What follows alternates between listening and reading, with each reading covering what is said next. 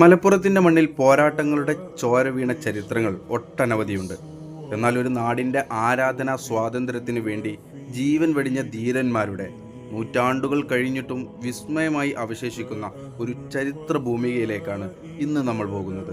മലപ്പുറം ജില്ലയിലെ ആനക്കയം പഞ്ചായത്തിലെ പുത്തനങ്ങാടി ശുഹദാ മഖബറ വെറുമൊരു സിയാറത്ത് കേന്ദ്രം എന്നതിനപ്പുറം ഇവിടുത്തെ മണ്ണിൽ ഉറങ്ങിക്കിടക്കുന്നത് കേട്ടാൽ അത്ഭുതം തോന്നുന്ന ചില സത്യങ്ങളാണ്. നമുക്ക് പുത്തനങ്ങാടിയുടെ ശുഹദാക്കളുടെ ചരിത്രത്തിലേക്ക് കടക്കാം. നിങ്ങൾ ഇപ്പോൾ ഈ കാണുന്ന പുരാതനമായ പള്ളി വെറുമൊരു നിർമ്മിതിയല്ല. 500ഓളം വർഷങ്ങൾക്ക് മുമ്പ് ഈ പ്രദേശത്തുണ്ടായിരുന്ന ചെമ്പൻ പോക്കർ മൂപ്പർ എന്ന ധീരനായ നേതാവിൻ്റെ വാക്കിൻ്റെ പ്രതീകമാണ്. ആ 2 പള്ളികളിലെ ഒരു പള്ളിയുടെ ദൃശ്യങ്ങളാണ് ഇപ്പോൾ നിങ്ങൾ കണ്ടുകൊണ്ടിരിക്കുന്നത്. അക്കാലത്ത് ഇവിടുത്തെ മുസ്ലിങ്ങളുടെ പള്ളി തകർക്കാൻ മുതിർന്ന നാട്ടുപ്രമാണിയോട് പോക്കർ മൂപ്പർ ഒരു വെല്ലുവിളി നടത്തി. തകർത്ത ഒരു പള്ളിക്ക് പകരം ഇവിടെ 2 പള്ളികൾ ഞാൻ പണിതുയർത്തും. ശത്രുക്കളുടെ കണ്ണു വെട്ടിച്ച് ഒളിവിൽ കഴിഞ്ഞുകൊണ്ട് തൻ്റെ വാക്ക് പാലിച്ച് പോക്കർ മൂപ്പൻ നിർമ്മിച്ച 2 പള്ളികളിൽ പ്രധാനപ്പെട്ട ഒന്നാണിത്. ഈ പള്ളി നിർമ്മാണത്തെ തുടർന്നുണ്ടായ തർക്കങ്ങളാണ് പിന്നീട് വലിയൊരു യുദ്ധത്തിലേക്ക് വഴിമാറിയത്.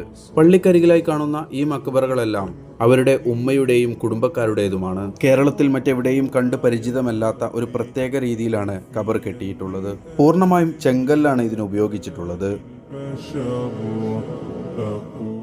വിശ്വാസത്തിനും ആത്മാഭിമാനത്തിനും വേണ്ടി പോക്കർ മൂപ്പരുടെ കൂടെ അന്ന് ധീരമായി പോരാടിയത് ഈ നാട്ടിലെ സാധാരണക്കാരായ മനുഷ്യരായിരുന്നു. ആ പോരാട്ടത്തിൽ വീരമൃത്യു വരിച്ച 22ഓളം ധീരദേശാഭിമാനികളാണ് ഈ മണ്ണിൽ അന്ത്യവിശ്രമം കൊള്ളുന്നത്. ഇവരെയാണ് നാം പുത്തനങ്ങാടി ശുഹദാക്കൾ എന്ന് വിളിക്കുന്നത്.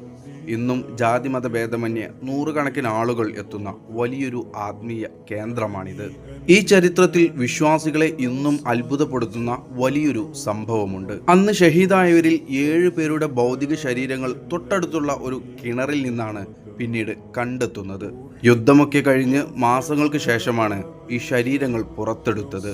എന്നാൽ മാസങ്ങളോളം വെള്ളത്തിൽ കിടന്നിട്ടും ആ ശരീരങ്ങൾക്ക് യാതൊരു കേടുപാടും സംഭവിച്ചിരുന്നില്ല. മാത്രവുമല്ല, പുറത്തെടുക്കുമ്പോഴും അവരുടെ മുറിവുകളിൽ നിന്ന് പുതിയ ചോര ഒലിക്കുന്നതായിരുന്നു കണ്ടത്. ചുറ്റിനും വലിയൊരു സുഗന്ധം വീശിയിരുന്നു എന്നും ചരിത്ര രേഖകളിൽ നിന്ന് കാണാം. വിശുദ്ധ ഖുർആൻ പറഞ്ഞതുപോലെ ദൈവമാർഗത്തിൽ വധിക്കപ്പെട്ടവർ മരിച്ചവരല്ല, അവർ ജീവിച്ചിരിക്കുന്നവരാണ് എന്നതിൻ്റെ ജീവിക്കുന്ന തെളിവായിരുന്നു പുത്തനങ്ങാടിയിലെ ആ 7 ശുഹദാക്കൾ.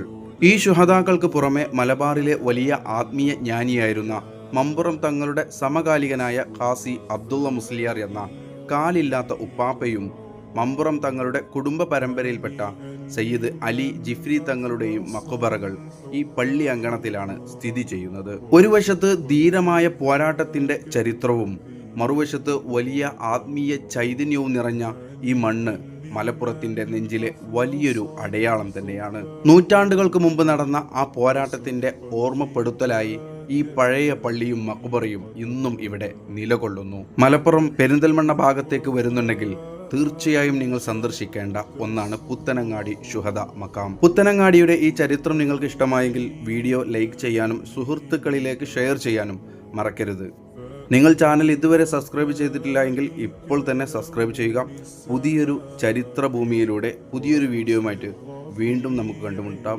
നന്ദി. അസ്സലാമു അലൈക്കും.